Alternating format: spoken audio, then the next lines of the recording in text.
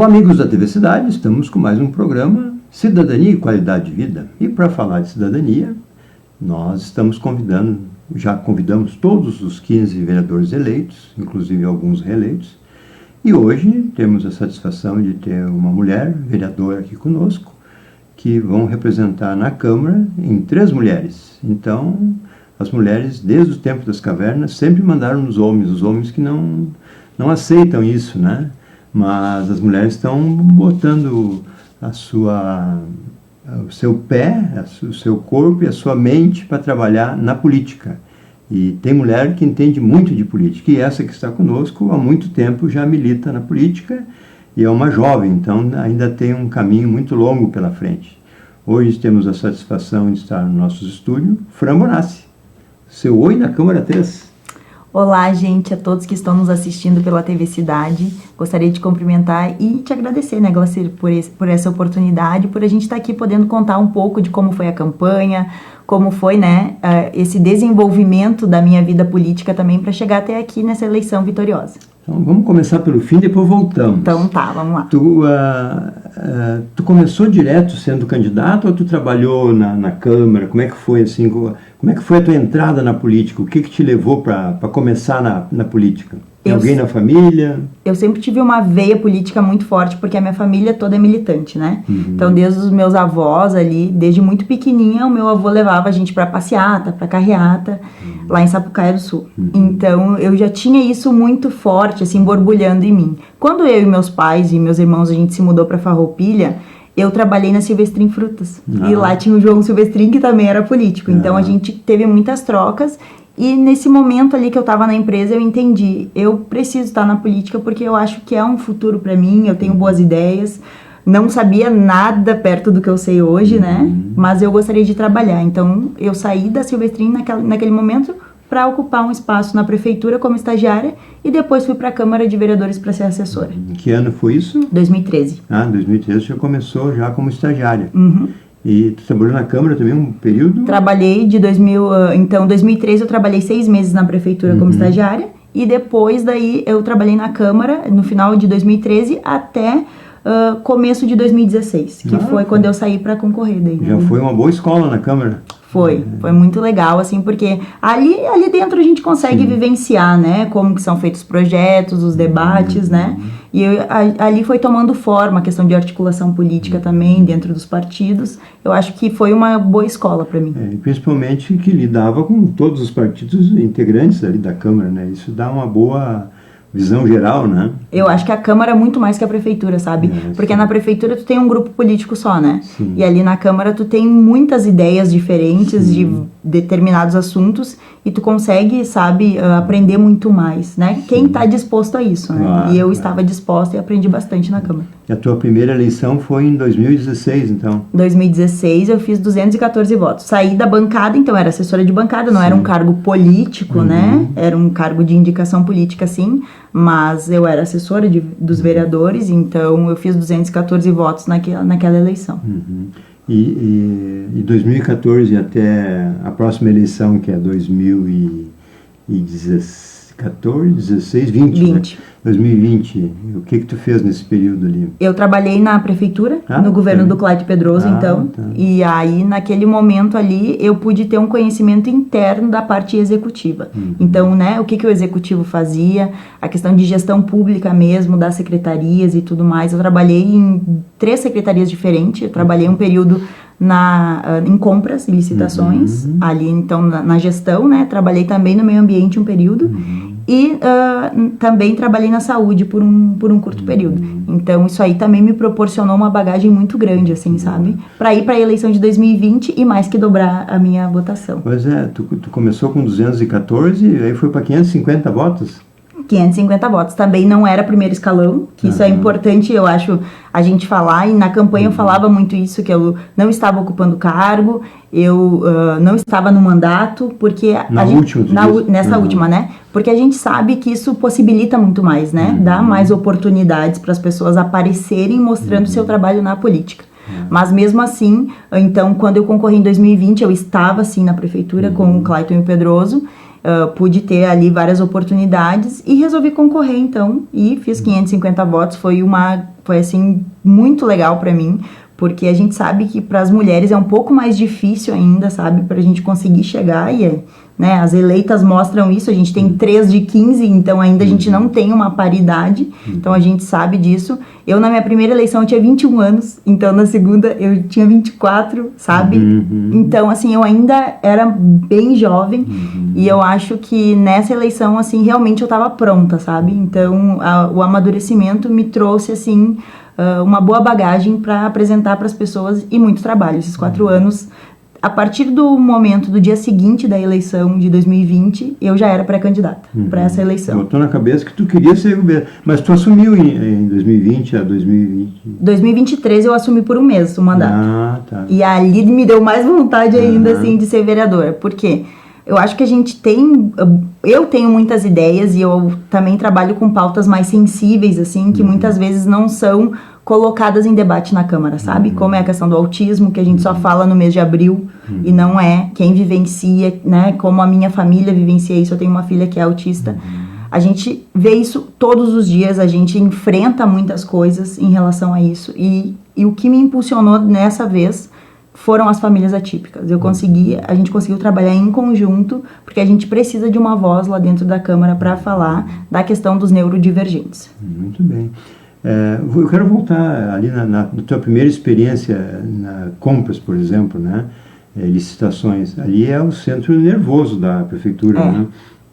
Ali dá para entender a dificuldade que é, às vezes, de participar de uma licitação, não ter ninguém, ou ter muitos com preço muito acima.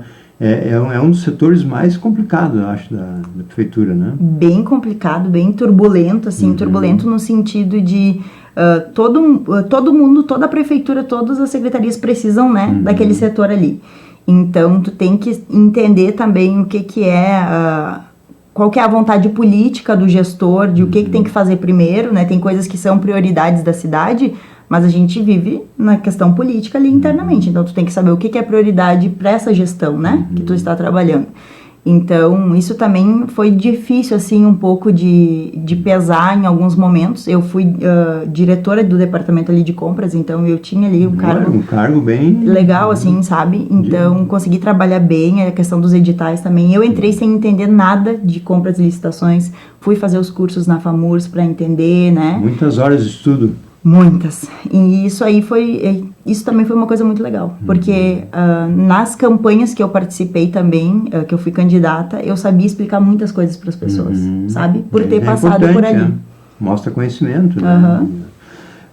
Na última eleição, então, tu praticamente dobrou de novo, né? Tu tá dobrando, vai ser a mais votada na próxima, ou já vai a prefeita.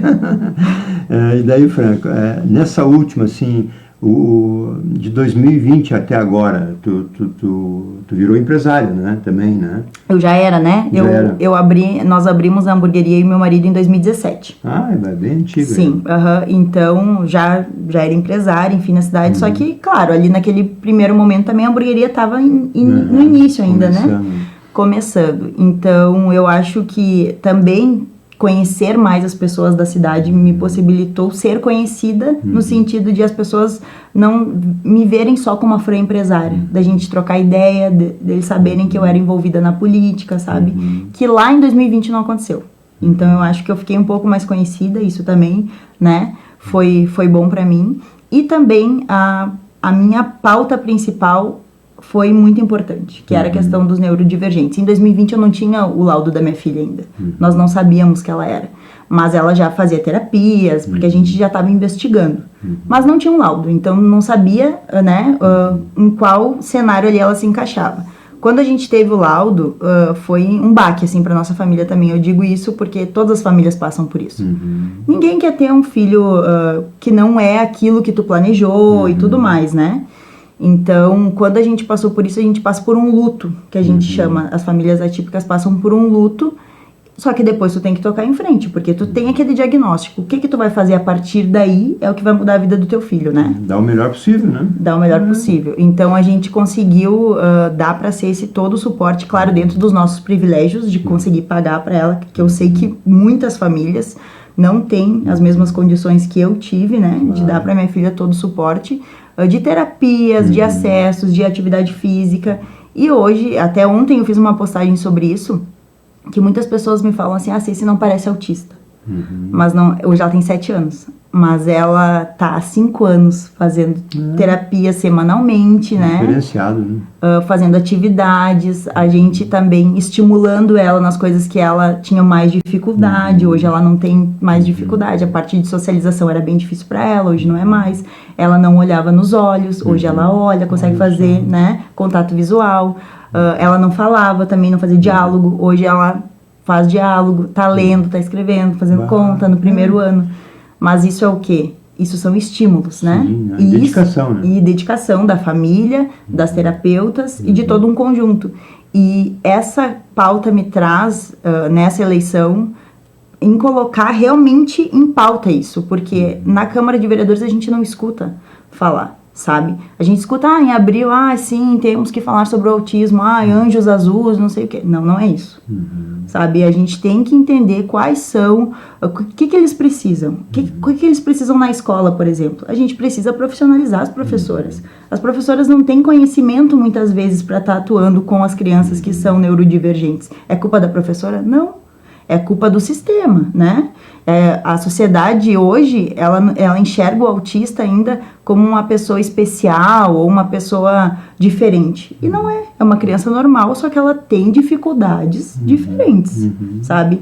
Então, eu acho que quando a gente começa a tratar melhor esse assunto e de uma forma mais severa, assim, no sentido de realmente correto, sabe? Com os termos corretos. Transparente, né? Transparente, eu acho que a gente consegue evoluir melhor. E é isso que eu estou me propondo, sabe? Eu conversei com muitas famílias, né, que passam por várias dificuldades aqui na cidade. A gente não tem muitos acessos pelo SUS, sabe? As terapias tem algumas, por exemplo, a questão de fono e TO tava demorando em torno ali de 2 anos, mais ou menos, isso é a fila de espera, né? Uma eternidade, né, para a criança. Só que tu perde, né? Isso aí tu perde, porque em 2 anos o cérebro da criança ele é uma esponja, né? Em 2 anos, se tu perdeu aquele período, perdeu. Tu não consegue, né, voltar. E o autismo a gente sabe também que, se bem estimulado, um nível 3 pode passar para o nível 2. Um nível 2 pode passar para o nível 1, né? E isso, nossa, traz para questão da criança, do adolescente ou do adulto uma qualidade de vida excelente, né? Então, por isso também que eu acho que é importante a gente falar. Eu me lembro já há mais de 15 anos, acho que talvez mais, que já se falava que os Down, por exemplo, tinham que frequentar as escolas normais, né? Mas não tem estrutura as escolas, né, para tratar, que é o Down, é o autista. E os professores, como tu falou, eles podem até estar preparados, mas dentro de uma sala de aula, às vezes que tem 40, como é que ele vai dar atenção para 1 ou 2, né? Então é bem complicado essa... E às vezes, assim, Glacir, 2, 3 crianças que são laudadas, que tem TDAH, que tem autismo, que tem síndrome de Down, que tem outros diagnósticos, né? E tem umas que não tem, né? E tem alguns que não tem. O que é o pior, né? Exatamente. E aí, o que acontece? A gente sabe que tem os acompanhantes terapêuticos, né? Que é uma obrigação do braço, né? Que a prefeitura ali fornece para as famílias dar o sistema de saúde privado também, né? Ele é obrigado a disponibilizar os acompanhantes terapêuticos. Mas tu tem que brigar para conseguir, né? Mas não é tão fácil assim. Tudo tem que ser através de muita briga. Muitas vezes, numa sala de aula que tem 4 crianças laudadas, tem um acompanhante, sabe? Então, assim, é bem difícil. Eu entendo e acolho as professoras também, porque não está sendo fácil. E com a evolução da medicina e da tecnologia, a gente diagnostica muito mais. Claro, antigamente escondia em casa, né? Hoje exatamente. Não, né? Hoje tem muita coisa. Eu tenho mais de um amigo que tem tanto do Down como do autismo, né? E os dois, assim, que eu mais me relaciono, eles tiveram avanços fantásticos. Hoje estão trabalhando, tá? É emocionante até a gente ver o crescimento, né? Eu sempre digo que isso, para muitos, que tu vê, coitado da mãe. Mas a mãe se supera, né? Os pais se superam. Quando o pai não abandona, porque às vezes tem pai Na maioria das vezes o pai tem abandona. pai que abandona, né? Isso é outra deficiência do ser humano masculino também, né? Que E é que muitos tomam para ele, como se ele fosse o culpado também, né? Eles não entendem que isso é uma coisa que não tem como, né? Como é que vai entender? Não tem, né? Mas vamos falar da Fran um pouquinho mais, para as pessoas verem essa pauta, eu acho que merece. E essa pauta, por exemplo, Fran, tu pode, a hora que tu quiser, tu pode vir falar só sobre isso. Eu acho que isso é muito importante, né? Eu sempre gosto, assim, de abrir o leque para todas as causas, porque assim como tu fala abertamente, tem pai que ainda tem vergonha de falar isso aí. Isso não precisa ter vergonha, tem que ter coragem. O dia o pai não vai estar mais aí, a mãe, e daí? Como é que essa criança vai se virar, né? Então não pode esconder, tem que abrir o peito e tocar para frente, né? Então, já te faço um convite aqui, se tu quiser fazer um programa só dessa área aí, eu acho que abre um caminho para muita gente, né? Para ajudar muitas pessoas. E esse é um dos meus objetivos aqui, abrir o leque, né? Fran, tu nasceu em Sapucaia? Eu nasci em Esteio, do ladinho. É tudo junto. É tudo junto, né? Eu nasci em Esteio. Veio pra cá com que idade? Eu vim pra cá, eu tinha 16 anos. Já veio, então, mais uma mocinha já. Agora tô com 29, então... Uma menina ainda, 13 anos já. E veio pra cá e foi estudar onde? Eu estudei em São Tiago. Então terminei o ensino médio ali. Depois daí fui pro Instituto Federal, né? Que foi onde eu me formei agora no ensino superior. E o que alguma especialidade que tu procurou? Eu fiz processos gerenciais, porque a minha ideia era atuar em gestão pública, né? Como processos gerenciais, ele te ensina a ser gestor, né? Ou gestora. Então, eu achei que seria um bom caminho para mim, assim, para conseguir entender melhor, sabe, algumas coisas. E tu tem vontade de seguir adiante nos estudos, mais alguma coisa? Eu estou fazendo uma pós agora em gestão e políticas públicas e gestão social também, né? Dentro de gestão pública? Dentro de gestão pública e também vou participar de um congresso que vai ter ali em fevereiro sobre o autismo, TDAH, enfim, TOD, porque eu acho que eu achei um propósito, assim, também, sabe? Para tentar, uma missão, para tentar ajudar outras famílias também, outras pessoas. Teu conhecimento vai ajudar muita gente, né? Porque tu te dedicou, teve condições, né? E os caminhos, né? Que às vezes para conseguir um remédio, uma coisa assim, é um advogado, que daí chega lá o juiz dá, a prefeitura não dá. É aquelas coisas que a gente sabe, né? Que a morosidade disso aí, né? Às vezes a dificuldade de conseguir o medicamento também, né? Informação também, né, Glacir? Porque muitas vezes as pessoas estão com o celular na mão, mas as pessoas não sabem procurar. Por exemplo, para conseguir o benefício do BPC, sabe? As famílias que são mais carentes. O que é um BPC para quem está nos... O BPC é um auxílio, então, que o autista tem direito, né? Quando a família dele é de baixa renda, né? Que é ali até um salário mínimo e meio. Então, essa criança tem direito a esse benefício. O que é esse benefício? É um salário mínimo. Por quê? Porque, em muitos casos, a mãe não pode trabalhar. Porque tem que acompanhar nas terapias. Dedicação total. Dedicação total, porque... foi pra escola, teve uma crise, a escola liga, se a mãe tá no trabalho, tem que buscar, né? Então, muitas vezes, a mãe também para a sua vida profissional para dar o melhor para aquela criança.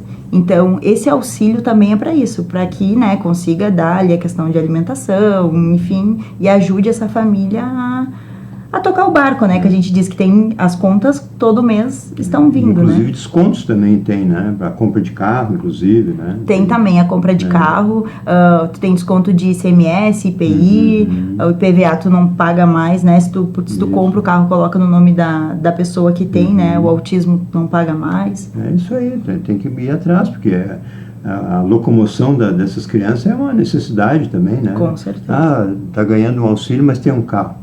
Precisa, né? Sim. Como é que, às vezes, tem que fazer coisas que os outros normalmente não fazem, né? Ir de um lugar para o outro, essas coisas de acompanhamento profissional, né? E tu sabe que tem caído muito agora na internet, enfim, na falácia das pessoas dizendo assim, famílias atípicas, mães atípicas, por que usar essa nomenclatura?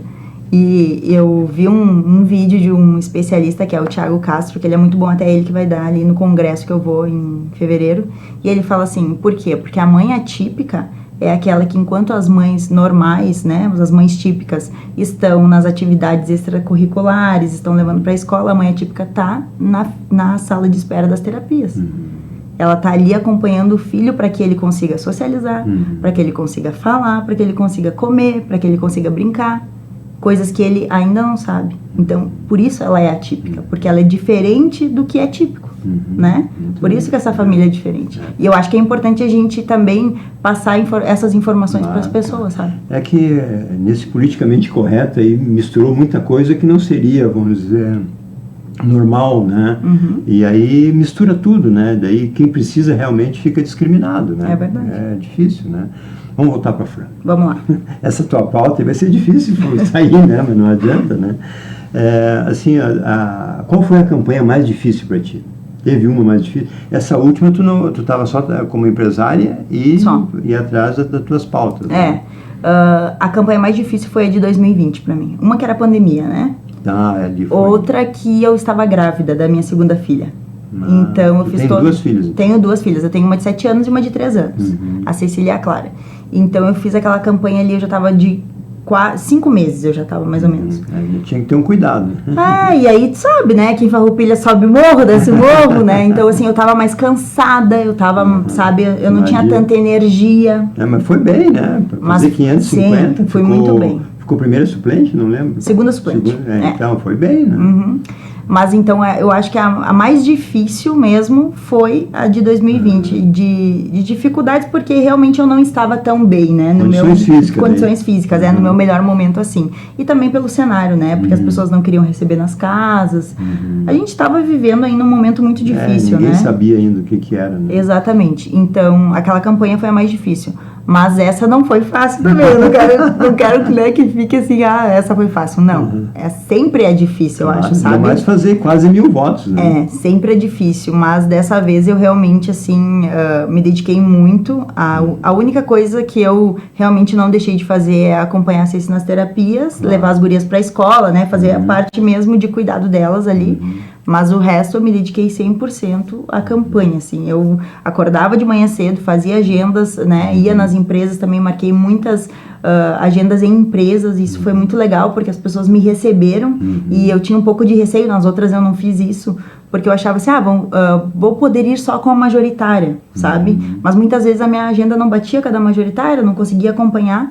Então, as empresas terem aberto as portas também. Eu fui em mais de 40 empresas, com certeza. Bastante, assim. Né? Conseguiu. Em algumas eu conseguia conversar, né? Eles davam ali uns 5 minutinhos. Em outras eu só entregava o material e pedia, pode acessar minhas redes sociais, lá tem bastante conteúdo e tal. E em algumas outras eu fazia saída mesmo. Então, isso também, eu acho que pulverizou, sabe? Tipo assim, eu consegui entregar o material pro máximo de pessoas mesmo. Tinha um público bem amplo, né? Bem amplo, Foi bem legal. Porque sempre 150 candidatos, né? E chega naquele que diz, mas tu vê, eu tenho um vizinho, tenho um parente, tenho um primo, tenho um cara que me fez um favor, assim, que não posso deixar de retribuir, né? O voto é um voto pessoal, né?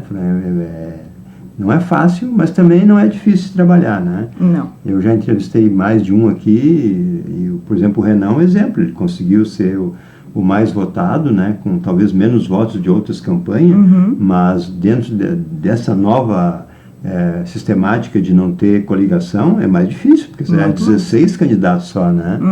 Então, a gente achou que ia concentrar mais, mas não, pulverizou, né? Não, e ele fez uma votação fantástica, né? Muito boa, mas ele tinha bastante gente trabalhando para ele, se organizou desde sempre também, né? Então, todos que trabalharam bem trabalhadinhos chegaram, né? Tu sabe que a gente escutou muito, assim, e eu escutei de algumas pessoas também. Mas teve sorte. Sorte? Eu fiquei 4 anos trabalhando para essa eleição. Eu não fui... Nos 45 dias eu fui pedir voto apenas, né? A gente trabalhou, eu me preparei. Eu tinha também um grupo bem legal, bem engajado comigo, né? As minhas amigas. Apoiadores. Não só as minhas amigas, mas amigos, familiares. E também alguns empresários, né? Que eram ali meus apoiadores também. Algumas pessoas da causa do autismo. Legal. Que foi fator principal, assim, foi legal. Algumas terapeutas também, que daí também eram da mesma causa ali, né, mas eram profissionais autônomos também. Então, dessa vez a gente conseguiu ampliar, assim. E o porquê que eu acho que eu consegui ampliar também? Porque eu com a minha evolução, assim, de tipo assim, tu vai, né, tendo uma idade maior, tu vai evoluindo em algumas questões e não sendo mais tão extremista, sabe? Eu era muito extrema, eu acho, também. O jovem né? O jovem né? Deixa de chegar na na melhor idade que eles dizem, piora o negócio, né? E eu agora, eu sinto que eu tô muito mais equilibrada, muito mais aberta ao diálogo, sabe? Por exemplo, assim, eu conversei com muitas pessoas que eu não concordava com o que as pessoas falavam, sabe? Que eu via que muitas vezes era até uma ignorância da pessoa não conhecer o sistema, não conhecer como funcionava. Mas ao invés de ir pro debate com ela, eu tentava explicar de uma forma mais tranquila, sabe? E se ela tivesse aberta para realmente a gente conversar, eu ia. Senão eu agradecia, saía e ia embora, sabe? Então eu acho que isso também foi um diferencial, assim, sabe? Porque hoje em dia tudo, a gente já parte para briga ou para o debate. A gente não, eu desde sempre nas minhas postagens, se me provocar, eu vou até o fim perguntando. Pode ver minhas postagens, tem muito ponto de interrogação. Eu não faço muita afirmação, eu faço ponto de interrogação, né?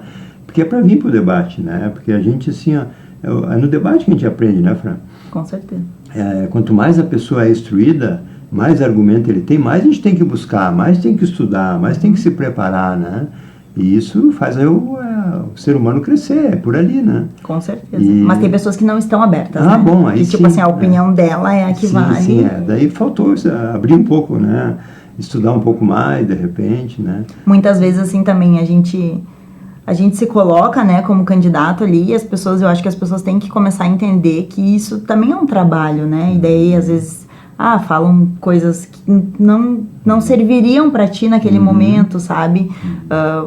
Te chamam de bandido, falam que todo mundo é igual, meio que todo mundo no mesmo saco, né? Claro, normal. E não é, né? Claro. Só que, claro, a gente tem que entender o contexto que a política tá marginalizada. Exato. Então, assim... Não é de hoje, né? Não é de hoje, né? Então, realmente vem de alguns anos já. Então, as pessoas boas, muitas vezes, né, também são taxadas disso, porque ficam de fora, sem conhecer. Né? Ficam de fora. E o pior, né?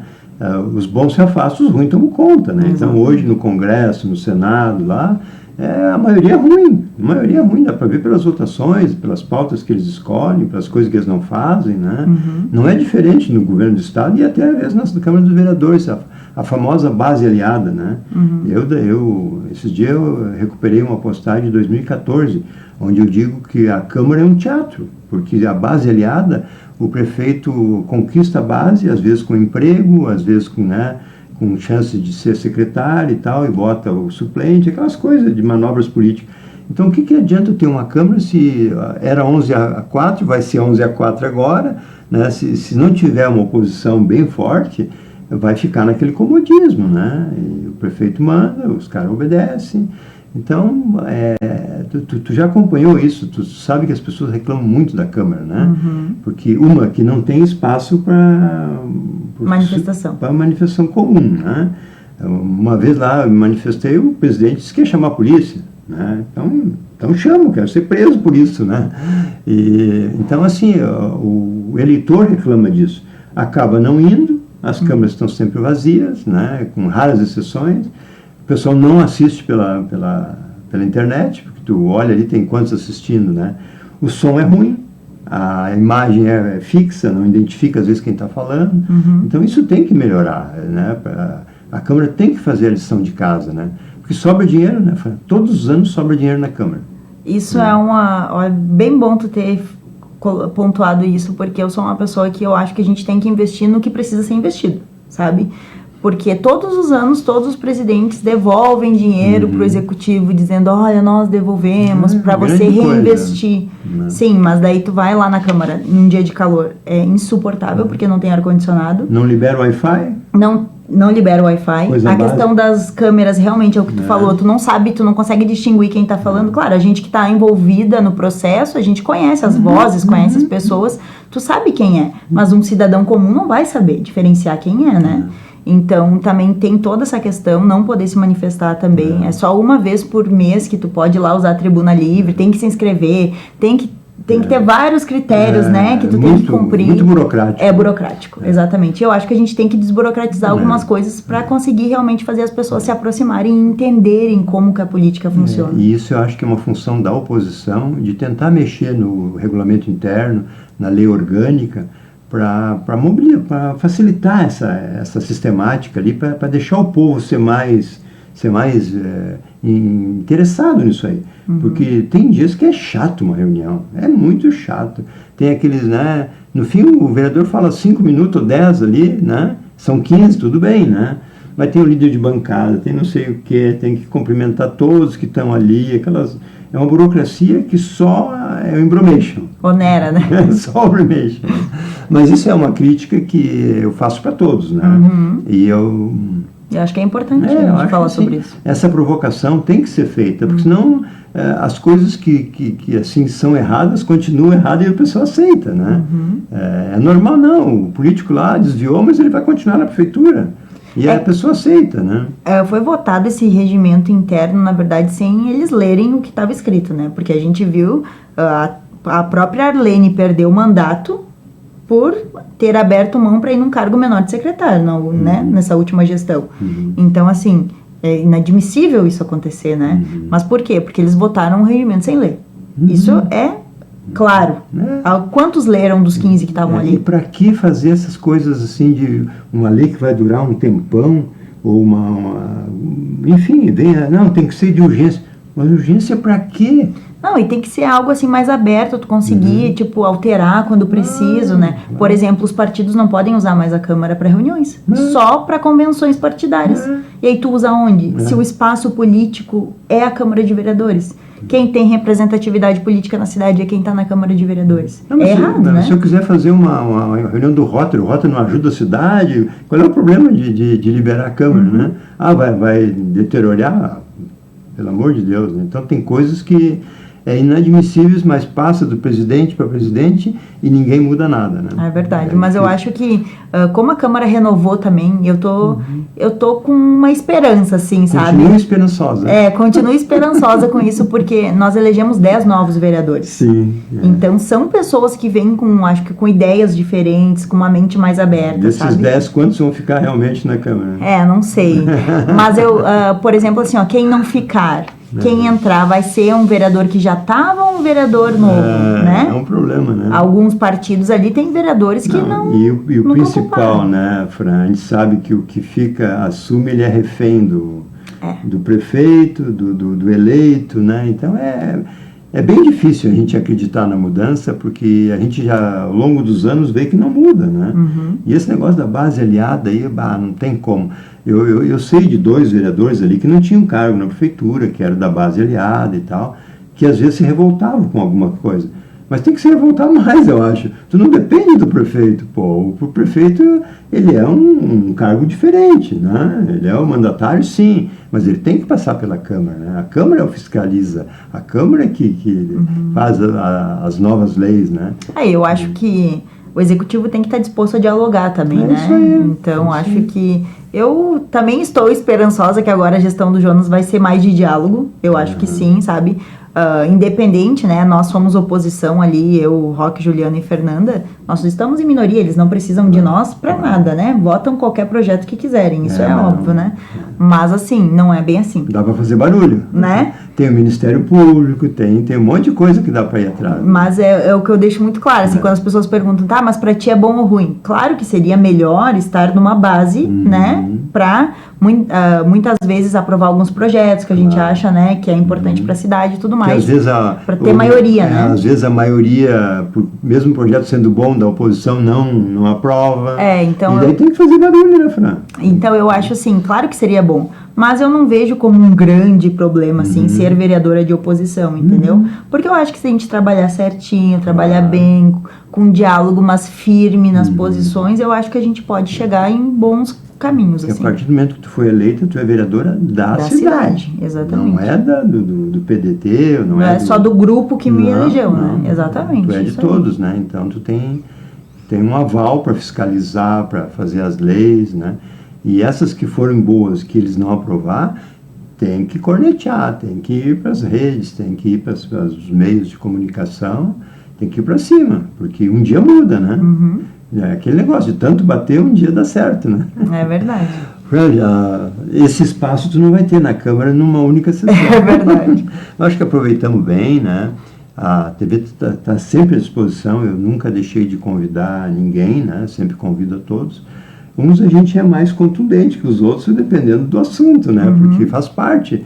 Eu acho que a imprensa tem esse papel de provocar, de às vezes instigar, para ver se saem umas coisas que às vezes está muito camuflada e que as coisas não aparecem, né? Então, a gente fica às vezes de louco, de doido e tal, mas as coisas estão por aí e passa ano e fica ano e as coisas continuam igual, né? Te deixo com as considerações finais e te dizendo que a TV está inteira à disposição. Glauci, obrigada então, obrigada TV Cidade, né, por mais essa oportunidade, e quero me colocar à disposição então das pessoas, né, de todos que moram em Farroupilha, e dizer que meu gabinete vai ser aberto para as pautas que vocês acharem que são importantes, venham conversar com a gente, que a gente vai estar disponível para trabalhar elas também. Muito obrigado e parabéns.